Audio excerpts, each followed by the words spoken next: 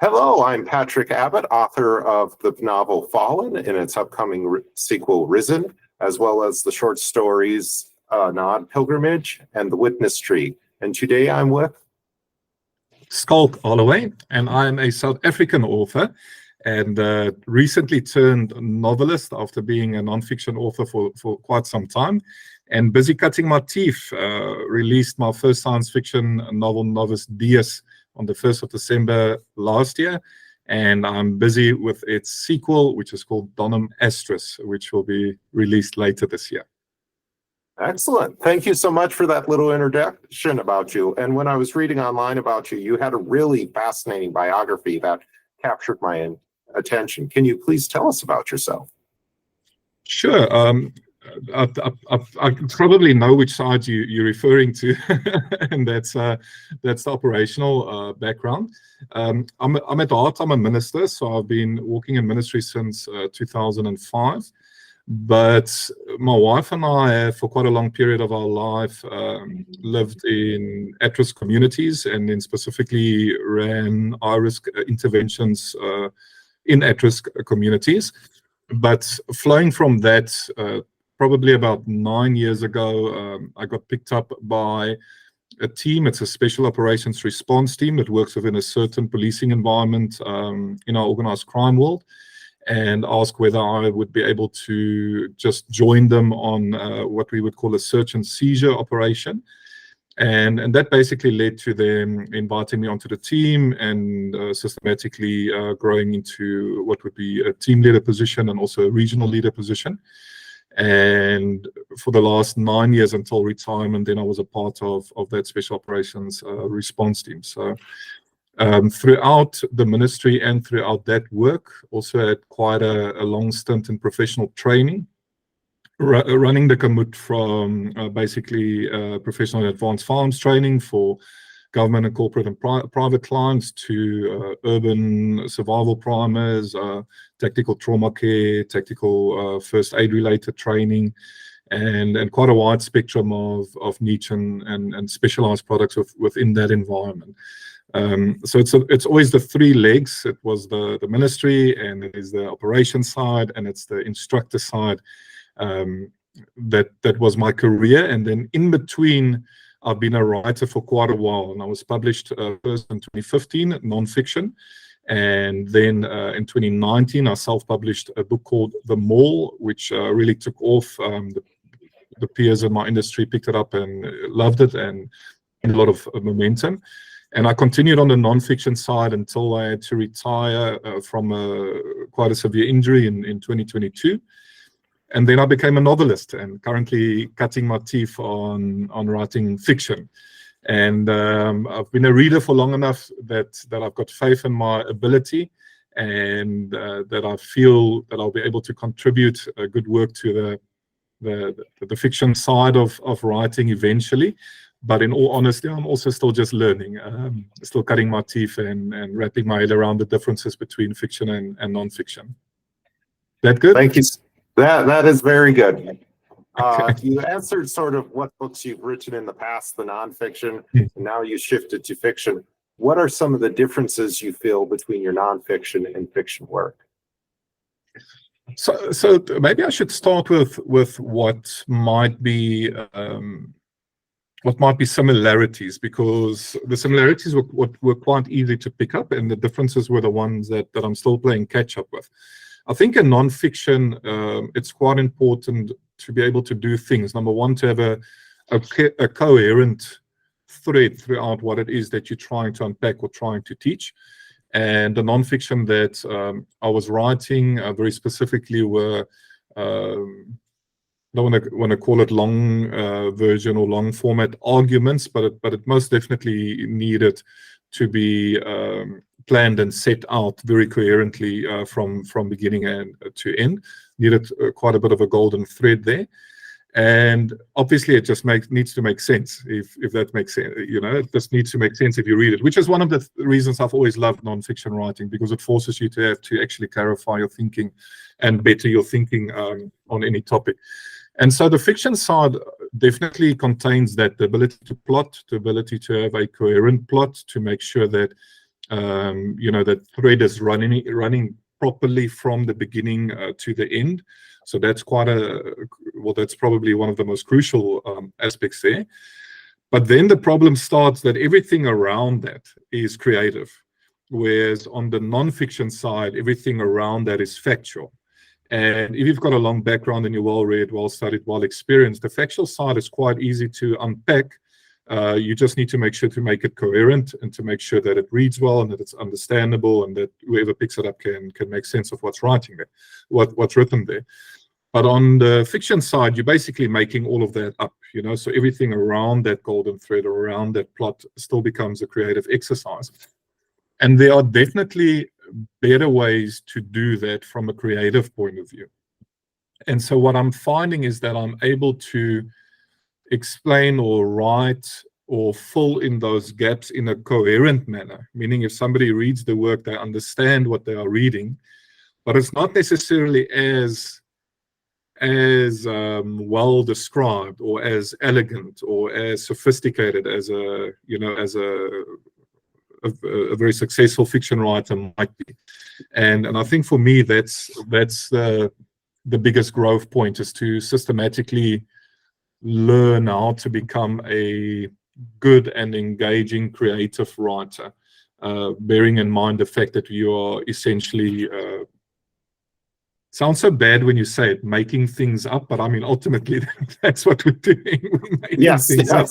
It sounds terrible when you say that, but when you are being creative and you are trying to paint this picture. And what I'm finding currently is that there, like any other craft, there is definite first principles and best practice to make the work really shine. And because I don't come from a fiction writing background, there's work that I'm working at it very hard behind the scenes to try and fill in those gaps. And I'm okay with that because I do understand it. It took me 20 years to master my previous career, so I'm not expecting to just be this, overnight hit. But the work is there, is to make sure that you wrap your head around just the fundamentals of fiction writing. And I'm not sure whether I've done that yet.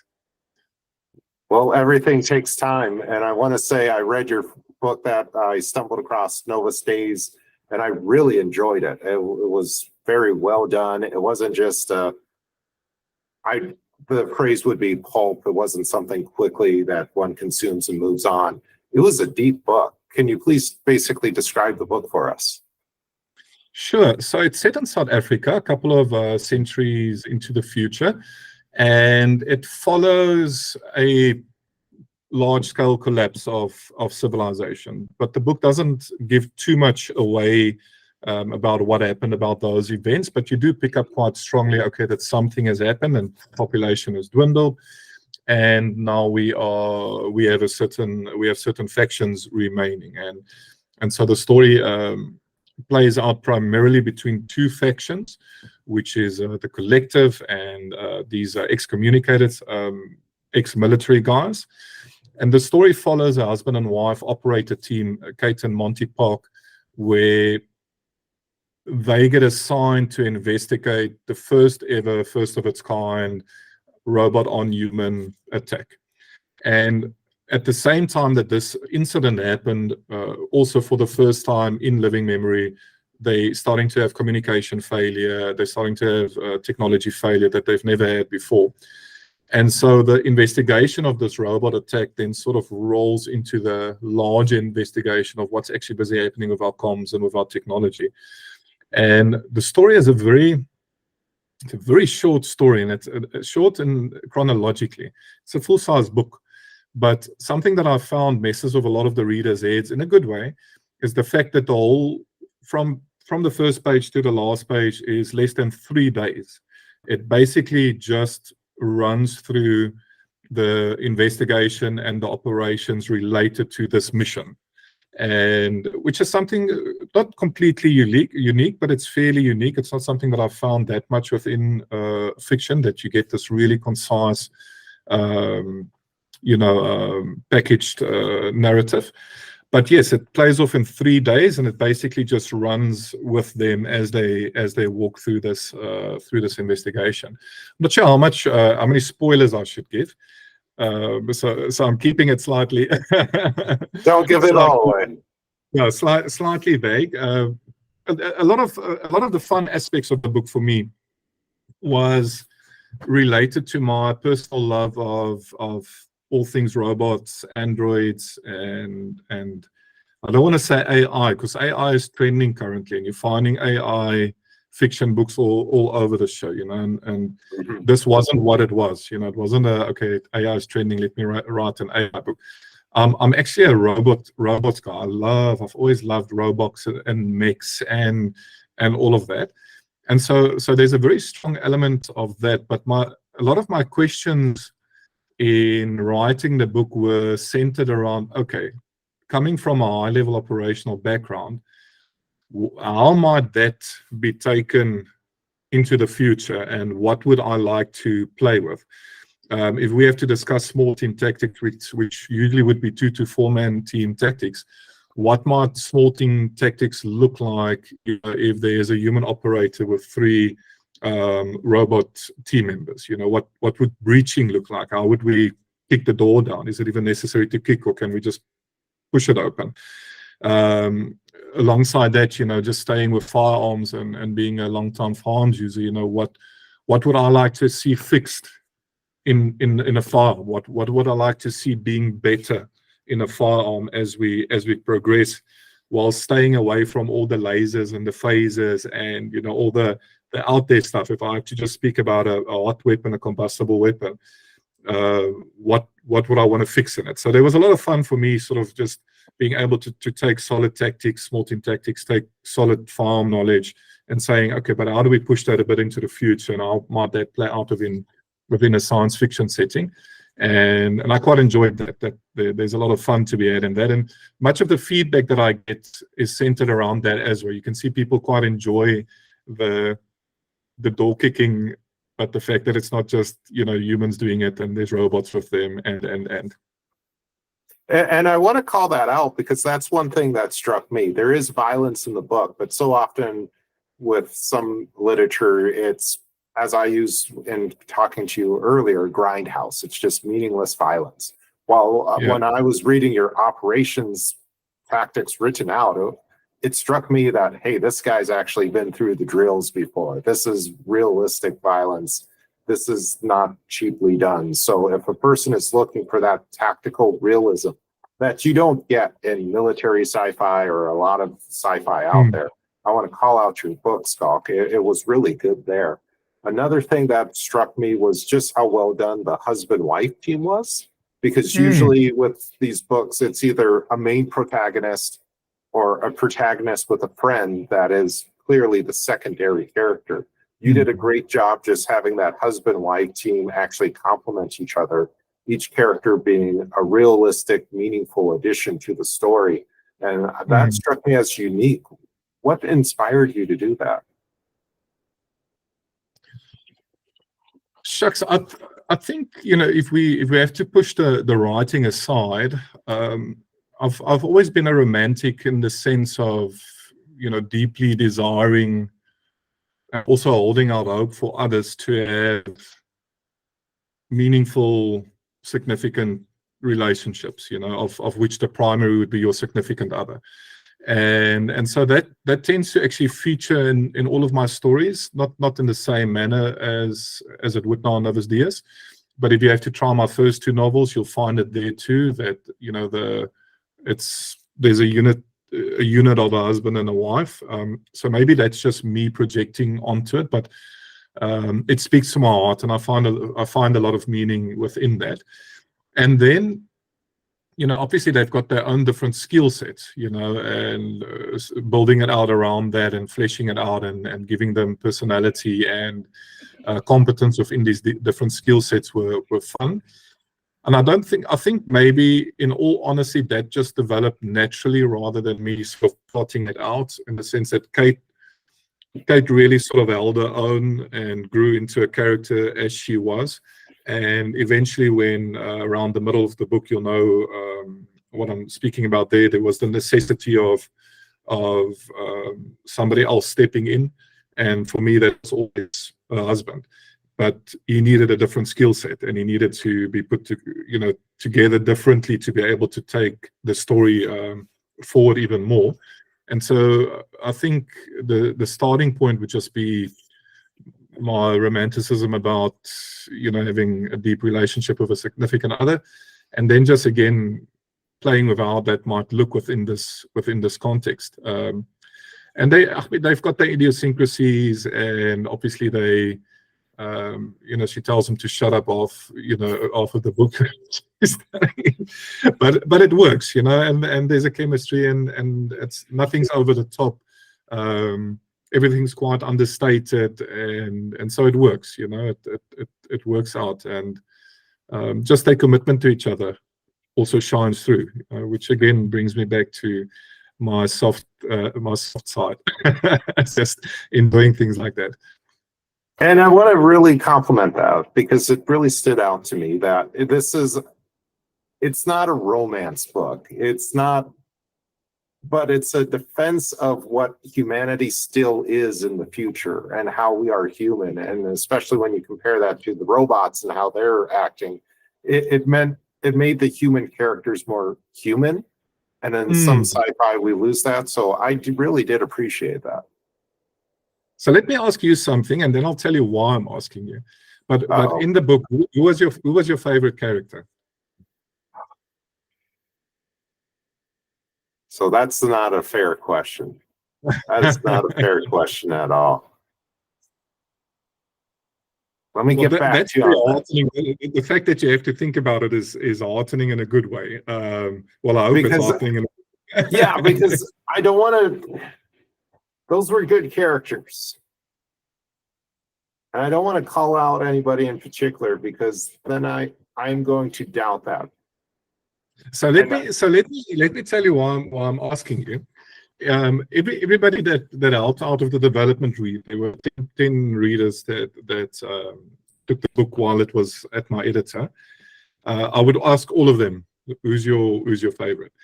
And the predominant answer is not Kate or Monty. The predominant answer is number one. He's actually the favorite. And I think if I had to, I'm not killing anyone off, so don't hear that. But I think if I actually had to kill number one off, I would.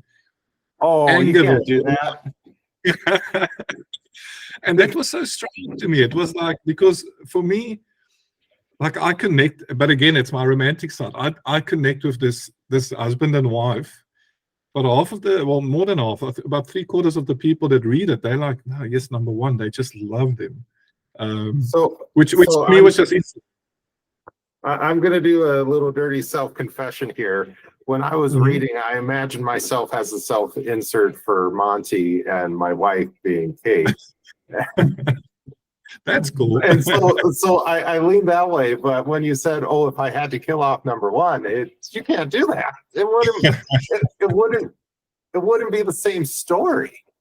Yeah, exactly. Yeah, and I quite enjoy that. And if I have to say, why did I write the book? There was a definite touch point with the current trending artificial intelligence thing going on.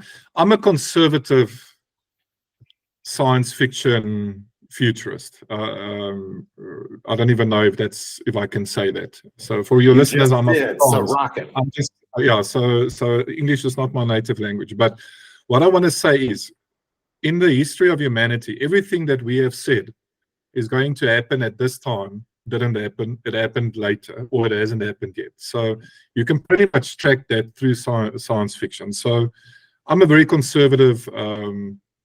I take a conservative approach to the development of science and technology, specifically in certain in aspects or in certain regards. But for me, the whole issue with artificial intelligence, and I'm not speaking about LLMs, and we don't have to get into that because that's a technology set that doesn't reflect what people think when most people think about artificial general intelligence.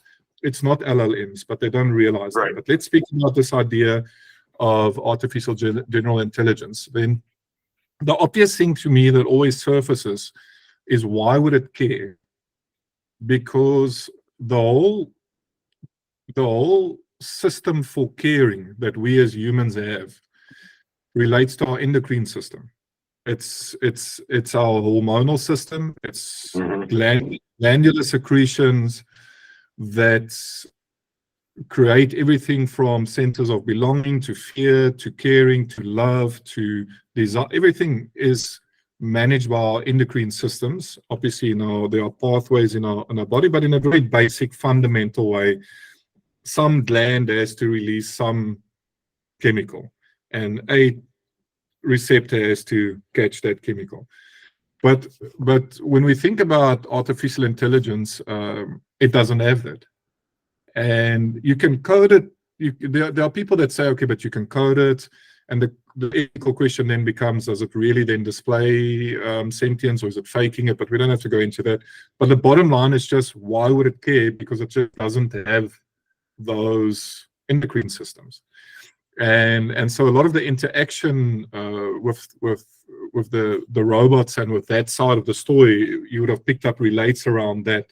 And there are these little incidents between Kate and number one where, you'll say, but, we don't really feel. And then she'll like get frustrated with him.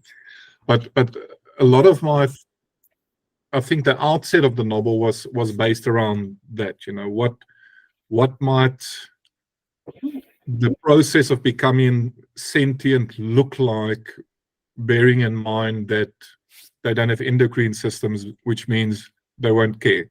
What are then the underlying evolutionary pressures for actually, growing and becoming sentient, and what might it look like from there on forward? So that was quite a big theme for me in the outset, is to try and play with that. And then, oddly enough, it seems like number one became likable. You understand that was the weird thing. It's what I was going out to show, that no, man, it doesn't work like that. And now people love him more than they like the humans. It was a very well done robot character, so I have to give you that. And yeah, don't kill him off. You'll get a negative review if you kill him off. No, I don't think I'll kill him off. Well, the second book is done. I'm busy rewriting it now, obviously, in the sense of fixing it up. But the first draft, the draft is done, and he's still alive. So, spoiler alert. He's making it through the second book. There's going to be a third book then too. I got you there. Yes, but not in the sense that people are going to expect. And the same thing with the second book. Like, I haven't actually had anybody that's read the book, and it hasn't been read by thousands of people, but it's had a bit of a cult explosion. But nobody that's read Novus Dies actually has a hold on what's actually happening. And so Donum Astris was interesting getting it back from the development readers, because there were people that was like, this feels a little bit out there for them, but interestingly enough, the science fiction readers, they got it, and they were like, that they on board, and so I'm just interested in seeing how that goes on launch as well. But in my mind, even though I'm putting my everything into Novus Dies and my everything into Donum Astris, in my mind, I think my focus is on the third book, because in terms of my development as a writer, I'm starting to feel that I'm getting my head around the core things that are important, and I feel that I might be more ready by the next book, by the third book. I'm a big believer in expertise coming through volume and not through time. So in everything I've done in my life, I chase volume, and I make sure that in chasing volume, I get better with the volume, that I fix something as I move. So whereas there might be people that say, it'll take 5 years to write a book, I'll rather write 5 books in 5 years. And by the end of the 5 years, I feel that would have served me better. So I'm learning through experience. I appreciate that. One thing you brought up was how the book takes place in South Africa. how has your South African background influenced your writings? So what I notice, and it probably touches on others. Well, you probably see some of it in other South African creative media as well, whether it now being films or books. But the segregation theme seems to be there. It seems to be sort of always, sometimes very overt, but sometimes just like hovering behind the scenes or under the radar. My first two books, it's very in your face because it plays off in a real community in Cape Town, where my wife and I actually lived for 5 years, a very, very rough place. That's a mixture of predominantly brown South Africans, a lot of sort of Central Africans, and a small community of white South Africans as well. And there it's very much in your face, and it's supposed to be in your face because the dynamics of racism and classism are very much part of the narrative and the story. So that's very purposeful. But also when writing the science fiction, it just very naturally seems to come to the, just come forward within the stories, not in a malicious way at all, but I suppose, bearing our our recent history as a nation in mind, it would make sense that we are in a certain sense formed in that way. But the segregation in Novus Dias isn't racial at all. It's based on you're either part of the main faction or you're not. And it's fine if you don't want to be, but if you're a problem to us, then you're probably going to get shot and killed. So there's that theme on that side.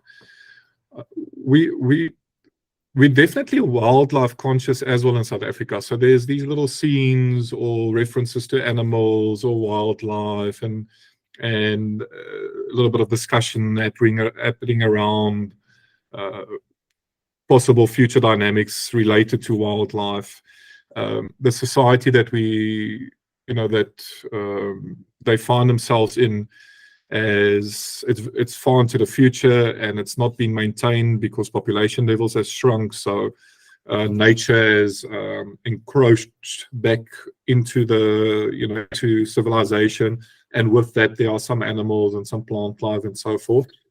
So that features quite a bit, and I think that might be very much due to our South African heritage as well. The fact that we are outdoors people, and we are used to wildlife, and we don't have lions as pets, but we are very used to to wildlife and to outside living and so forth. That's interesting because I was struck by how the animals were coming back into the city. And I thought that's a nice way to show how population has declined. There's a decay in society, but tying it in with the South Africanness didn't strike me. So that's interesting. Well, where I grew up on the North Coast, every now and again somebody had to go fish a hippo out of a swimming pool or a crocodile out of a swimming pool. So that was very much part of our. There wasn't social media at that stage, but somebody's uncle's aunt's friend of the family will come and tell you that this guy had a crocodile in his pool, and it would be talk of the town. And very much, in that part of the world, it's nature was still very much part of the cities. It would be the suburbs would be separated by large green belts or large swathes of I wouldn't call it jungle, but let's say proper forest, canals, lakes, and so forth. So you very much lived in that. So there's a scene in Novus Dias where they're watching a couple of hippos strolling around in the city. But for us, I remember as a child, there was a whole wow because a hippo walked miles from the canal and came and climbed into the city's main shopping center, the mall's water feature. And now they need to figure out how to, get the hippo back to the. So things like that I feel they're very much South African, even though it might have happened. It probably happens in other countries as well. but it's definitely part of my heritage, the fact that we grew up with it. Okay, that's neat. In America, we have the bears that usually come in and just mess around in the backyards. Perfect. And probably raccoons. Raccoons, yep. And in fact, when I was young on my grandfather's farm, we would constantly have to trap and release raccoons because they were just trying to get into the cat food, trying to just mess around with the chickens, all that sort of thing. So raccoons, possums. My mom has a thing about mountain lions. So it's not the same as an African lion, but it's big enough to give you a bad day, if you will. Yeah, yeah.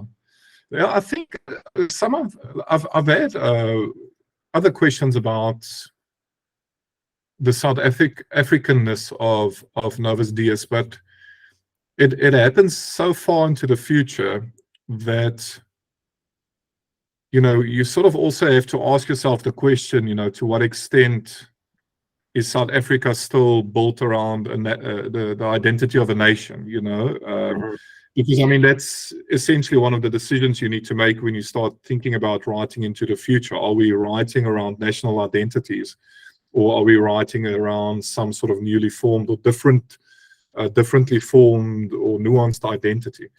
And I don't think Novus Dies could actually be formed around a South African identity.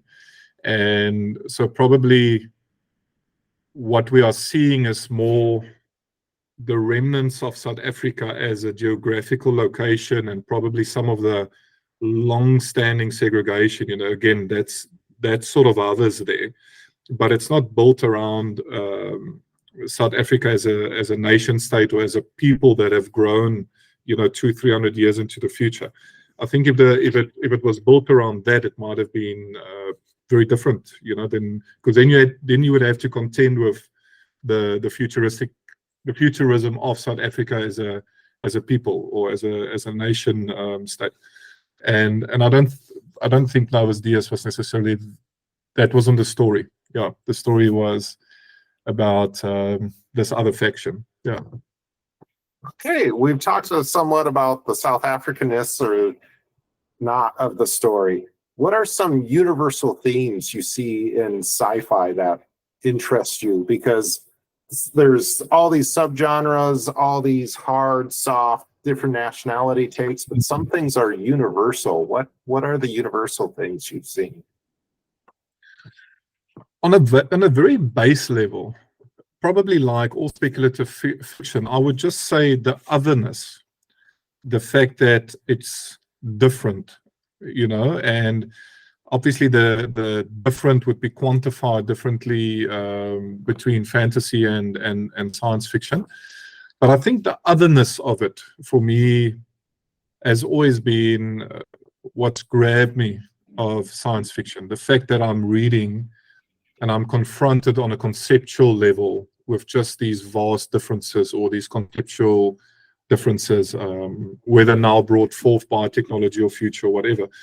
The fundamental otherness, I think, is a very solid theme throughout science fiction, and I think in a big sense, it's what a lot of us enjoy. If I have to run the risk of severely overgeneralizing, I would probably say that your average science fiction reader is more open to new ideas, fresh ideas, otherness, and whether it's now the fiction creating it in the reader or the reader enjoying it in the fiction, we don't really know. But I think the otherness is definitely one aspect. Technology and the changes and the use and or abuse of technology is very much a central theme in all of science fiction. Again, for me, that was one of the fun things. So shooting, you've had a military background, but it's easy taking the first shot. It's a problem getting the second, third, and fourth shot on a target. It becomes a bigger problem within the complexity of combat or procedures that are highly technical. Okay, now it becomes just this insane thing. So, and one of your biggest enemies is recoil. It's an issue, recoil, and it's been bettered. I think probably you guys in the States, with your M platforms did the best work so far in reducing recoil on mass-produced carbine and rifles. But it's an issue. Recoil is an issue, And so for me, thinking about, okay, what do I want to fix? What would I really want to fix? I want to fix two things: recoil and then trigger control issues.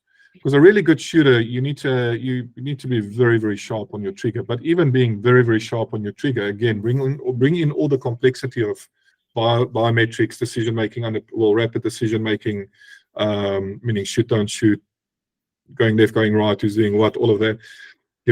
That trigger issue is quite a hefty thing. And so for me, thinking about the technology, I was like, okay, but how might we solve that?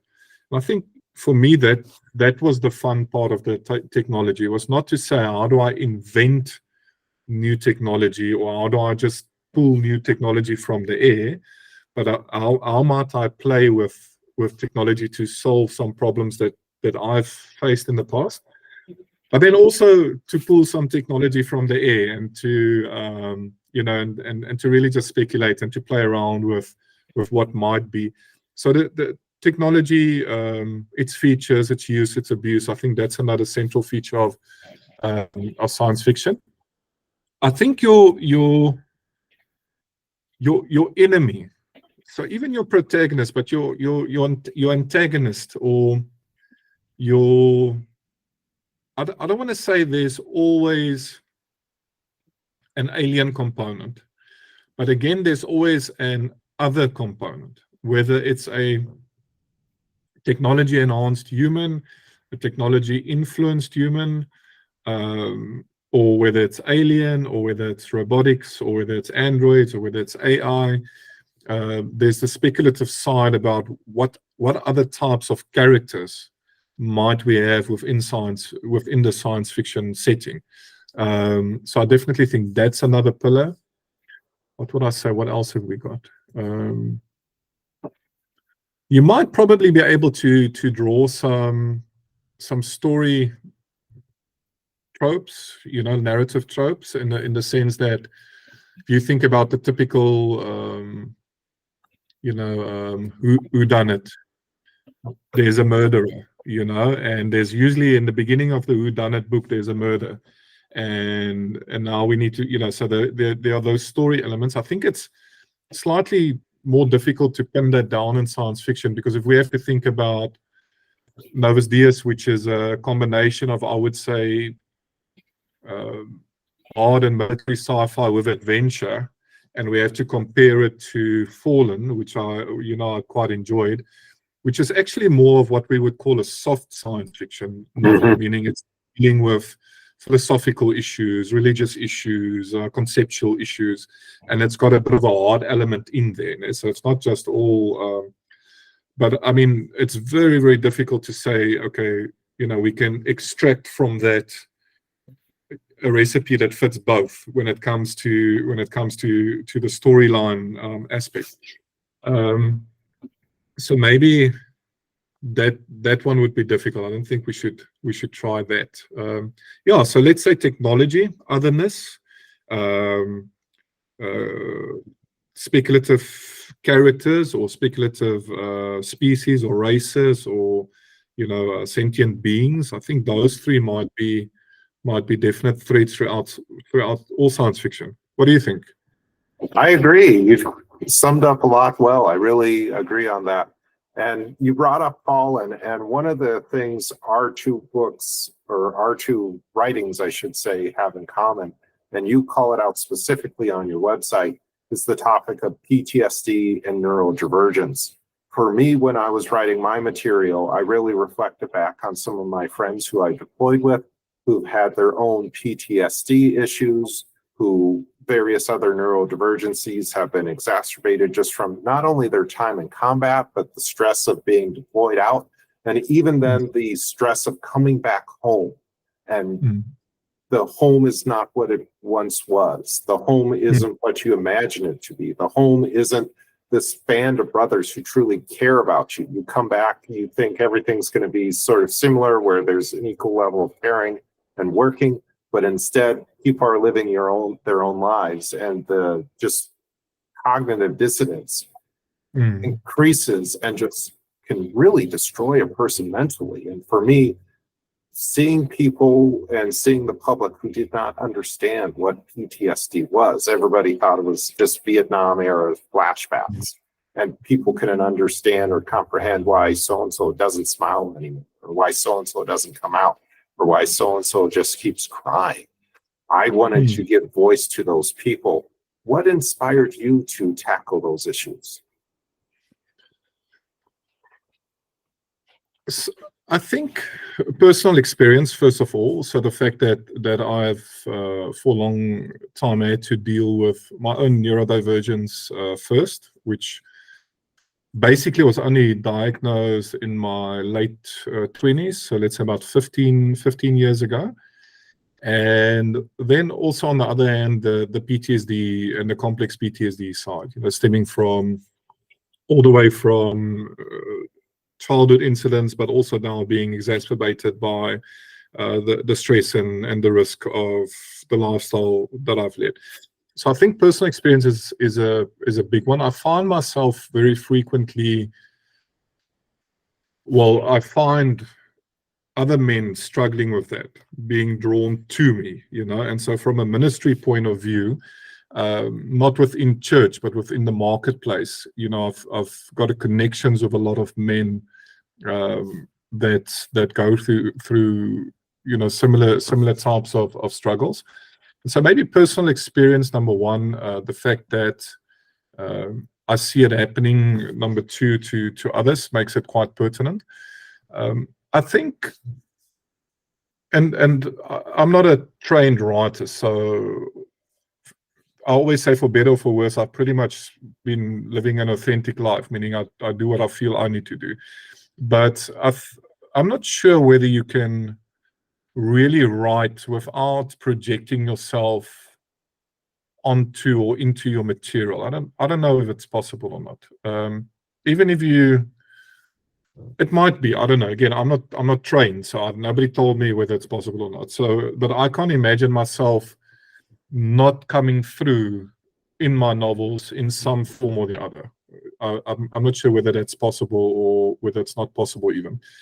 So maybe that's something just to contend with the reality that it might very easily be just me projecting onto or into the books. But I'm quite a sensitive guy in a sense, and people always think it's strange when I say that, but I'm quite a sensitive guy. Like I feel things, and I'm not very expressive or emotive. To be honest, my neurodivergence has me freaking out when I get faced with people that are highly expressive or emotive. I really struggle to function within that environment. So it's not about being highly expressive, but on the inside, I feel quite strongly. And when I write, those are the things that I feel. Those are the elements of the story that I feel. I feel the commitment of the husband to the wife. I feel very deeply the commitment of the wife. It moves something inside of me. I feel this person struggling with this dynamic very deeply, and it moves something inside of me. And so in a certain sense, when I'm writing that emotion that I'm feeling, and it sounds very silly, and I never thought it would happen, but I'll be writing or reading something I wrote, and then I suddenly get emotional, and I feel like I want to start crying again, stupid things like that. But I'm sensitive to that because something in the writing there is causing that. And a lot of that tends to sort of just bleed into my writing. And I'm always of the opinion that I'm nothing special and I'm not unique, and whatever I'm struggling with or whatever I'm feeling with, there are millions of people that also do. And so I very comfortably move from the position that if this is moving me, it means there's somebody else that might need this as well. And then there is the voice side, but what I've been trying to hold true to, and I don't think I did all of it in my first two books, and I might revisit them, I might not. But I never want to have an agenda with my writing. It's something I'm trying to hold myself true to. I don't want to be preachy or teaching or impressing anything onto another person. What I want is that if you read my book and you close it, you just need to say, wow, that was quite a ride, and I enjoyed that. And there needs to be segments in there where you felt something, whether it's tension or excitement, or you felt sad, or you really felt this character's love for the other, or the struggle. And if I can make you feel something, and if you close the book and you said, wow, that was a good story, then it's like, that's it for me. Then I feel I've done my job and I've done really, really well. I'm highly sensitive to the fact that, let's say it took you 10 hours to read Novus Dias. You'll never get those 10 hours back. So you took 10 hours of your life. It's not refundable. You'll never get it back, and you invested it into something that I wrote. And I feel I've got a responsibility to that, to make sure that I've given you something that you feel this was worth the 10 hours that I spent on it. And some of that relates for me to this idea of serving the guys that struggle with PTSD, in the sense of giving them something that they can connect with and that can help them to feel, maybe get some of the emotion out. But it's not an agenda. It's not that I'm doing it, you know, from a ministry point of view. If you take my first novels, like I had guys spent a long time in jail for murdering people. I had guys working high-risk interventions, difficult situations, working with horrible things. I had guys with struggling with neurodivergence, different aspects of neurodivergence, and they would get back to me and just say, listen, you know, they just wanted to say thank you, and they connected with this. And I feel if I could do that, you know, and just maybe give them something to connect with, maybe not feel as alone, because face it, if you've got, most of the time, if you've got neurodivergence, some of them, or if you're on the spectrum in certain aspects, if you've got PTSD, CPTSD, severe depression, something that features on all of that is this tremendous sense of being alone, you know, and going through this alone, and just having this internal wall that nobody can see and nobody understands it, you know. And so being able to give somebody a book and they read it and they get moved, and maybe they just feel a little bit not alone, or a little bit less alone. I think that for me is special, but that should be the fruit of the work and not a ulterior agenda that I've got. That's how I see it. Yeah. So good answers on both the agenda and your background a little bit. You've hinted at ministry. And I want to draw that out. In the United States, a lot of times when people hear the word Christianity in any form and literature, it's either a prayer book, a cheap romance book, or a book that is 100% allegory and you can see right through it. With Paulin, I added a religious element to it that deals with a person struggling with his own faith, interacting with a different culture and religion, and the internal workings of that religion. How does religion influence your work? It again probably just starts with how I see things. I don't. So we can go for it now. We can, like, you don't mind if I unpack it a little bit and sort of get into scripture a little bit? You're fine with that? Okay. It is perfectly fine. Anybody can hit the stop button if they want, but they'll miss out. Well, most probably, it's again not unique or nothing unique, but if there are people that are listening that might have had less than ideal interactions with religion, what I'm saying now might sound very different to what they've experienced in the past as well. So might be some value just in listening. But in how I understand scripture, if I have to have a look at what I see in the gospel, and I have to go and say, okay, let me just really try and summarize what happened 2,000 years ago. And I have to say, let me put it in a single sentence, okay? That single sentence would be that the gospel is the story of how God regained the throne, so how he got back on the throne. And that sounds very weird to people because, we, in our mind's eye, understanding religion, we imagine that he's always sat on the throne and he's always been ruling. And that is the case. But the story of the Israelites, for a very long period of time, for a couple of hundred of years, others were ruling over them. And you find these constant reflections of it. You find Nehemiah saying, "Oh, we're back in Israel, but another is ruling over us." And you'll find the prophet speaking about this time that's coming where no one's going to be ruling over us. Okay, so yes, we understand God is sovereign, but in terms of the human story and the Israelite story, there was a long period of time where others have ruled over them. And then comes Jesus, and he says, "Okay, listen, there's a new season, there's a new age that is broken, and that age is God is now ruling over you again." Okay, but it's not a geopolitical thing, so it looks different from what the Israelites expected. Now, this is a very, very, very concise summary to get to my point.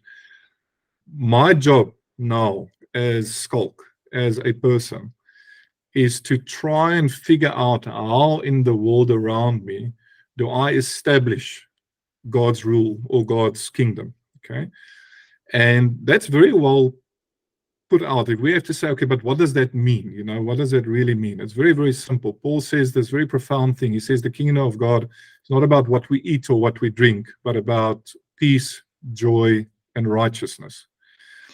And so the work of the believer is to establish peace, joy, and righteousness in his relationships, within his work environment, within his community. And that's the work. The work isn't to be preachy. The work isn't to judge people. The work isn't to walk around, smack people. It's not the work. It's a misunderstanding of what the gospel is.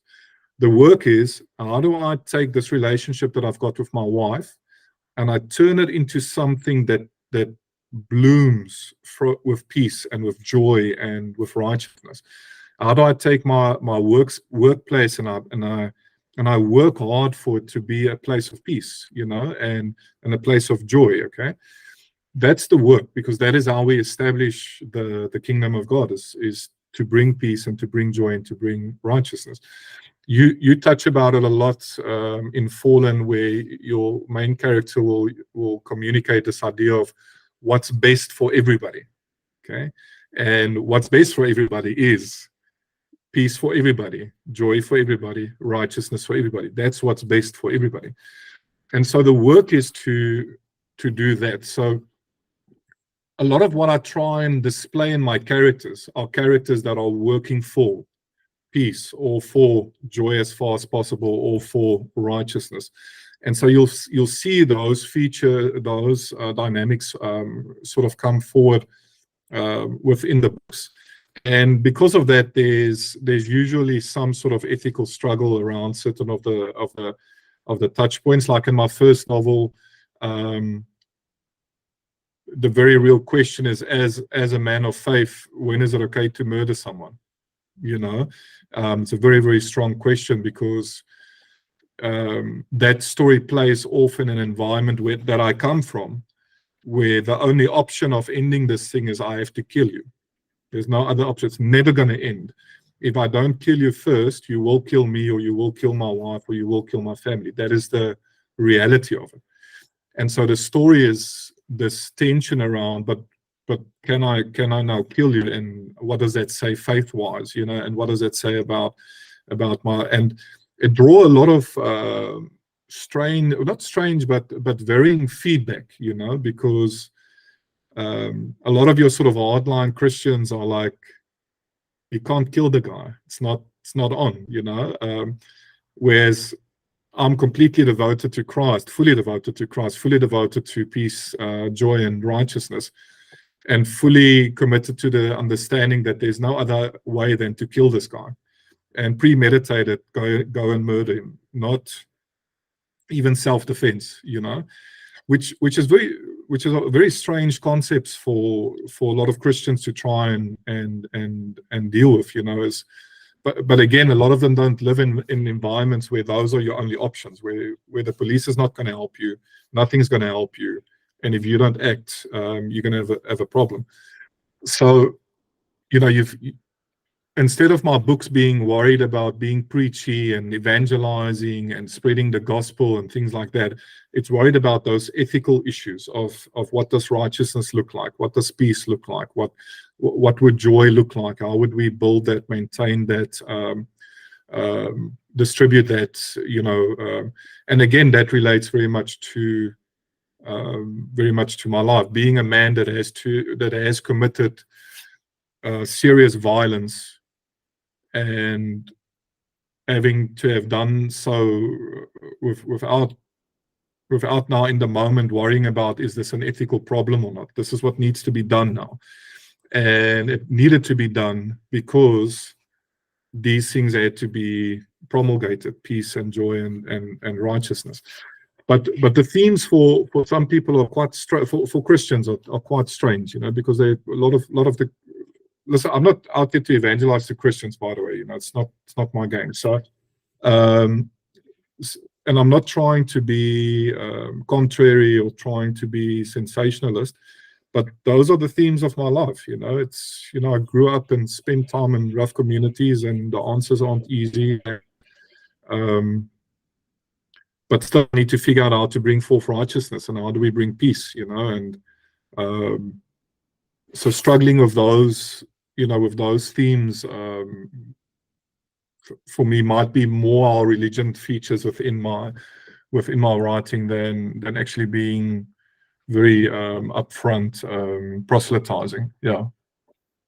And that's one thing I wanted to say I appreciated too, that it wasn't an in your face sort of thing. It was, how do these people of faith actually live in a day-to-day world where the world is fallen, where it is a dystopian future? And it's questions people need to consider, not only for the future, but some people, especially some of the Iraqi friends I have, some of the Afghan friends, Israeli, Palestinian friends, that's their day-to-day life. And so it's not just an abstract question. I want to really appreciate you, or say thank you for that honest answer. So wrapping things up, where can people find out more about you? I've got a website under my name and surname, and if you're going to put out show notes, I'm not sure, you probably will be publishing this with your newsletter. You're welcome to refer them back to that. That'll be schalkholloway.com. And then also you can possibly just add in my newsletter link as well. You've got that handle too, Guns, God, and Speculative Fiction.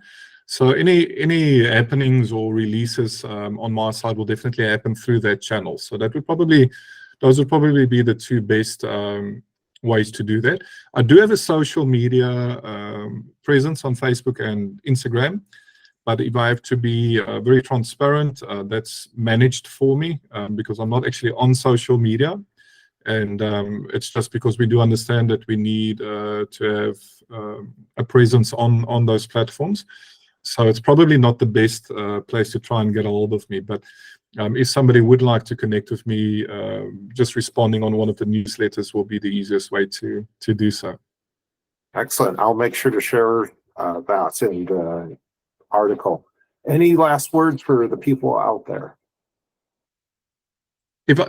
One thing you guys will learn about me, Patrick, is that I very much wear my heart on my sleeve. So I've been accused from many different angles of being too transparent, and the fact that people will eventually hold my transparency against me. But being a new writer, I need people to read my books. I need them to get out there and to give me honest feedback. I'm humble enough to understand that I've got work ahead of me. I've got a very high work ethic, so I'm not afraid of the work that's ahead of me. But I do understand that I need to grow, and I really do want to become, if not a masterful, at least a very good writer, a fiction writer. And to do so, feedback for me is key. And anybody that feels like they want to give my books a go, it would be greatly appreciated. but even more than that, getting constructive feedback, hearing what you liked, what you didn't like, and just anything that can help me grow as a writer. I think at this stage of my life, that's what I'm feeling. And so maybe I would just send that message out. Consider grabbing one of my books. And remember, please, the first 2 novels are not very well written, although the stories are great. I quite enjoy the stories. And Patrick, I think you would love Disciples' Fault, to be honest. But yeah, and then just to I think thank the listeners and to thank the readers as well. I think, like I said earlier, each and every person that takes 2 hours of their time to listen to this interview, each and every person that takes 10 or 20 hours to read, whether it's my book or your book, Patrick, just want to send a big thank you out there and just honor those guys. And usually what I say is just thank you for trusting me with my book, and thank you for trusting Patrick with his book, and just for spending some of your time reading our work. So yeah, so maybe that ask and then that big thank you, just to send those out to your listeners. Excellent. Thank you so much. It was a great talking to you. Thanks, Patrick. Appreciate it, man.